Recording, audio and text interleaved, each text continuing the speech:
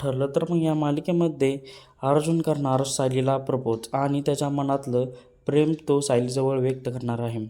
इकडे अर्जुन आणि सायलीचं कॉन्ट्रॅक्ट वाढल्यामुळे कुसुमताई त्यांच्या घरी येते आणि अर्जुनबरोबर राडा करते. अर्जुनला नको ते बोलत असते, पण सायली तिला समजावत असते. कुसुमताई असं नाही, ते मनाने खूप चांगले आहेत. अर्जुन सरांसारखा जोडीदार मिळणे हे आपलं भाग्यच आहे.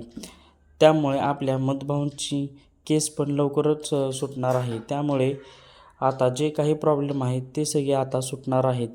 त्यानंतर इकडे सायली घरामध्ये अर्जुन सरांना प्रपोज करण्याची प्रॅक्टिस करत असते. तेवढ्यात अर्जुन तिथे येतो आणि सायलीचं सगळं बोलणं ऐकतो आणि त्यातच अर्जुन सगळ्यात पहिल्यांदा सायलीला प्रपोज करतो आणि तुम्हीच सुभेदारांच्या खरी सून आहात असे म्हणत सायलीला आपली स्वतःची बायकोच मानत असतो.